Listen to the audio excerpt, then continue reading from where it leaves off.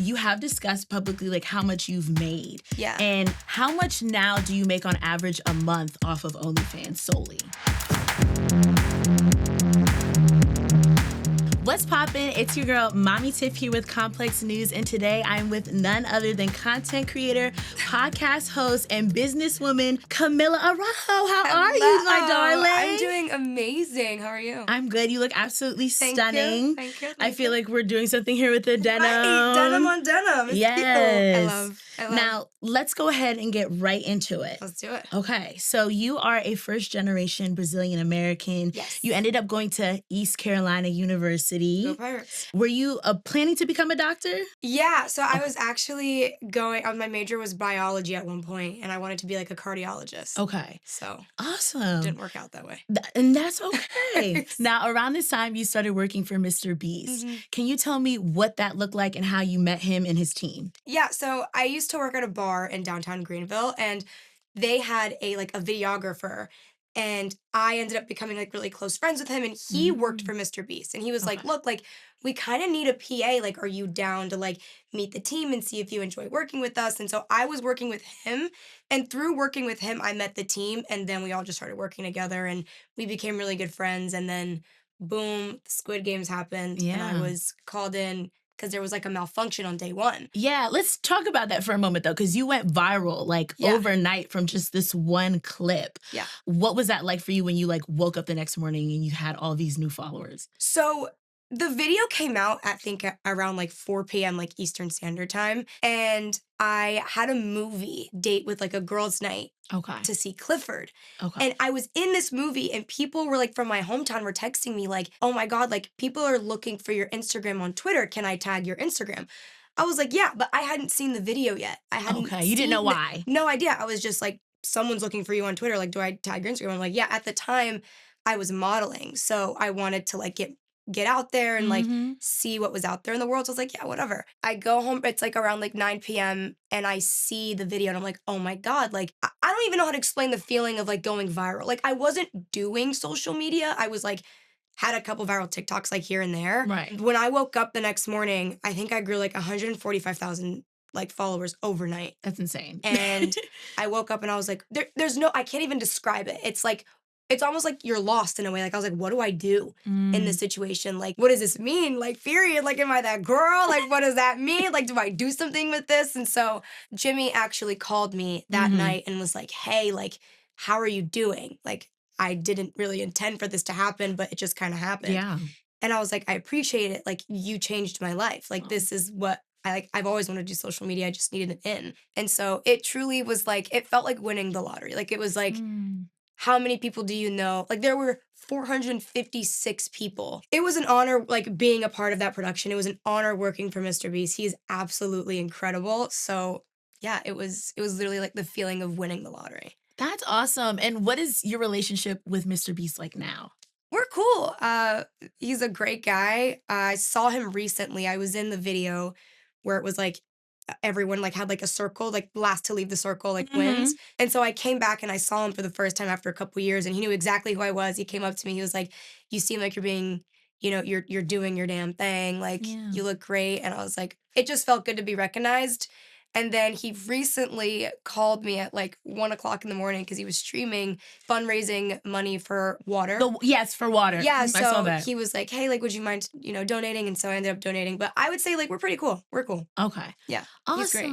I love him. Now let's talk a little bit more about you and your creator journey. You're posting content across all different types of platforms. You have millions of followers. Yeah. But you also create adult content. Yeah. Can you speak to the stigma behind being an OnlyFans creator and how you deal with it all? Like, my stance on it is like it's a business. Like, that for me personally, like, I'm not in it for the love of the adult industry. Right. I was in a very, you know, sticky situation with money, and I needed money for college, and I was trying to do something, so I did it for the money. I'm not even gonna lie to you, like, it was for money, and I had to put myself out there. And I think it takes a lot for someone to put themselves out there, regardless if you're doing social media or you're doing adult content. Like, there will always be some sort of stigma behind being an influencer in general. Specifically, adult content influencers, people who are on OnlyFans, their entire job and their entire marketing scheme is conversion, right? So it's like, how can I convert this view into $1? And so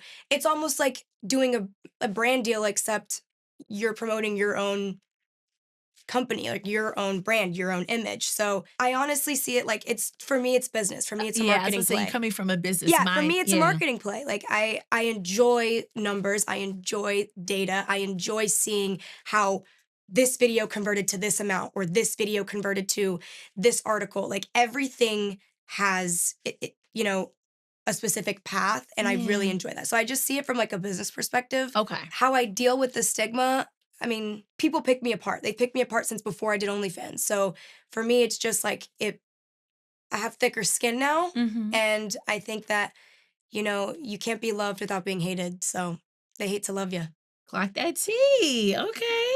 Yeah. Now, you were a part of Bop House, which I know you have now left. Yes. Can you just discuss more of like why you chose to left? Because you've kind of talked about it on social media, and you also talked about like the discourse that came from the reality show that y'all had. But tell me why Camilla decided to leave Bop House. There are so many things that I'm passionate about, and there are so many things that I want to step into.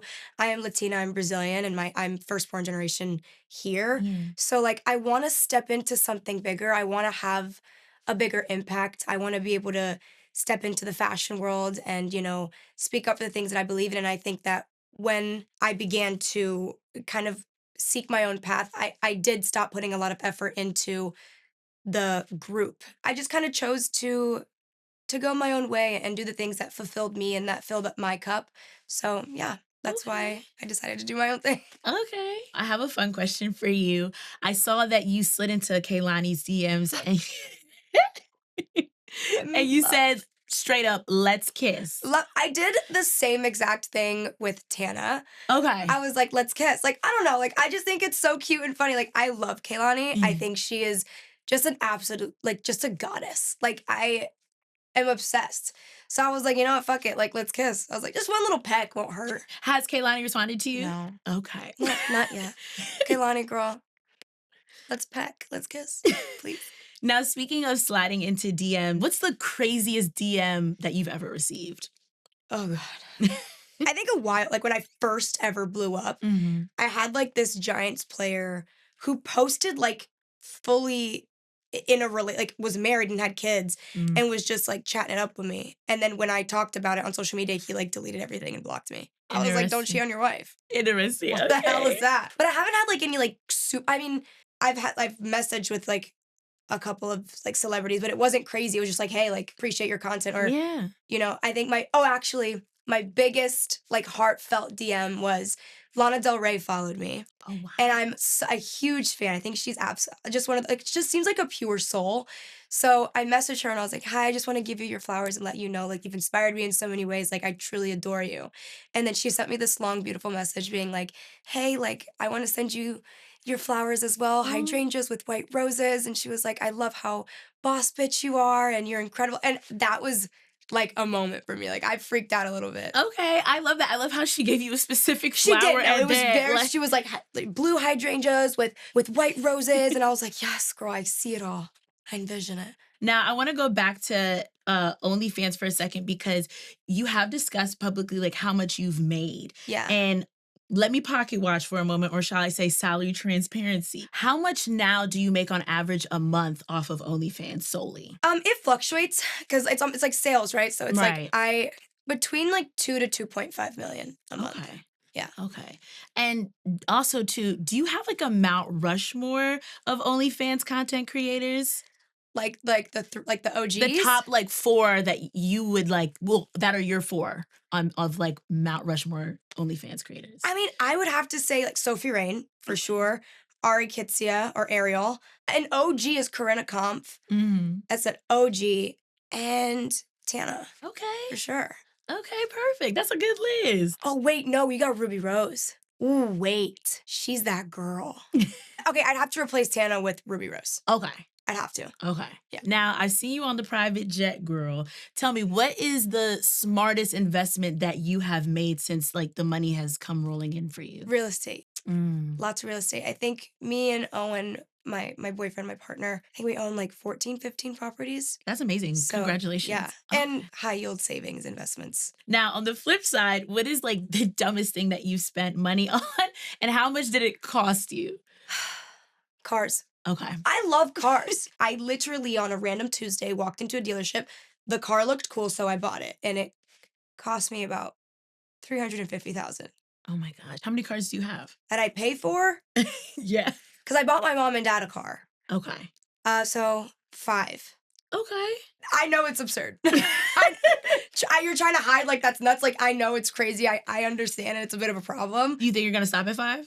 No. Okay. I think it's cool like to have a fucking car collection. I mean, if that's your passion, that's your passion. It's a really expensive. Like, why can't it be shoes? Shoes could be expensive too. Exactly. But like, at least you can like actually, well, you can't drive a shoe. Can't go fast with a shoe. Okay. Now tell me, what is the weirdest rumor that you've heard about yourself online? Weirdest? Yeah, like most bizarre, like out of left field, like. I think that I grew up rich. That I grew up having a lot of money. My parents are immigrants, right? So like they came from, we used to live in like a 1-bedroom apartment with my aunt and uncle who like my mom was pregnant with me and it was just like not a good time to have a kid because my parents were working like 2 jobs each. My parents started making money and I helped them start their now company when I was like 9, 10, and they started a company. So the first 3-4 years of them starting the company was really rough. And so, yeah, I think that's like the weirdest one is like now that I guess I've made a significant amount of money and I can like help change my parents' lives and my family's lives that they think I grew up like that. So, do you think that experience has made you the like business oriented the way that you are now? 100%. I credit that to my mom as well. Like I am her twin, like as far as like mindset, and she's a hustler. I think that's just like the Latin culture in me. Like we're hustlers, like we're go-getters. And I definitely think the way I was raised and like the food stamps and the not having an abundance of things has definitely shaped the way I think and the way I manage money today, for sure. Awesome. And Yeah. shout out to Mama. Yeah, Okay? she's the best. My family's the best. My biggest supporters. That's for sure. amazing. Out of all the creators that you have collaborated with, who do you want to collaborate with that you haven't collaborated with yet? I think I'm like getting into like podcasting more. Okay. So I think my dream guest would probably be Katy Perry. I saw you went to her concert. I did. And you were on the floor with your mom. Yes, and she pointed saw at you because she was doing this thing where she kissed a girl. Yes. During I Kissed a Girl. Of course. And she looked dead at me and I was like, you know, like this is my moment. She saw me, she goes, fuck. And I was like, oh, Katie, don't do that to me. So we look so similar. So that would be my dream guest. That'd be so iconic. That would be iconic. Right? Or Kim. Kim Kardashian? Kim K. Okay. She's my idol. Love her. Got Love her it. down. Got it. So Kim K and Katy Perry. Yeah. Now, tell me, you have a lot of different things going on, but what are you working on currently or what are you working on next that you want the people to like keep their eyes out for? I'm like currently plotting. I'll say like campaigns. Okay. Like there's a storyline that I'm planning on doing. The whole thing that I want to do is since I'm technically not brand safe, Right. because I do OnlyFans, Right. okay, I'll just do my own campaign. I love Like that. I will pay to do my own campaign and I'm going to choose a product every month to shoot like a huge campaign for. And would you invite like other creators who are considered like not brand Yeah. safe?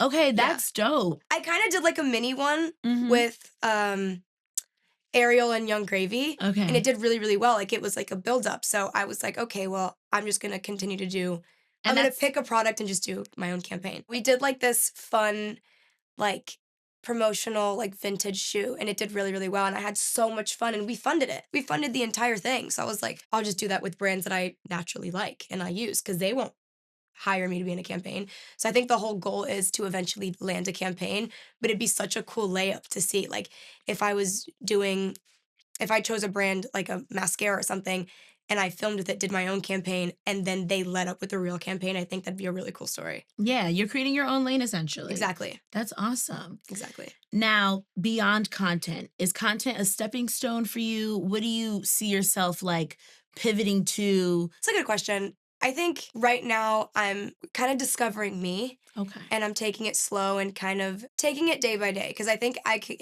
obviously have goals and there are things that I want to accomplish, but I really don't know what the future holds as far as like celebrity status or influencer status. I just think Mhm. I'm going to continue to choose what's good for me and what I'm passionate about and what I love. And I'll never end up where I'm not supposed to end up. So, yeah. Okay. So it sounds like we just got to stay tuned for the Please stay journey. tuned. It's going to be so fun. It's going to be It's going to be cute. Okay, well, thank you so much, Camilla, Thank for you. sitting down and speaking Of with us here at course. Complex today. And Thank as you. Thank you. always, this is Mommy Tiff here with Complex News. We out.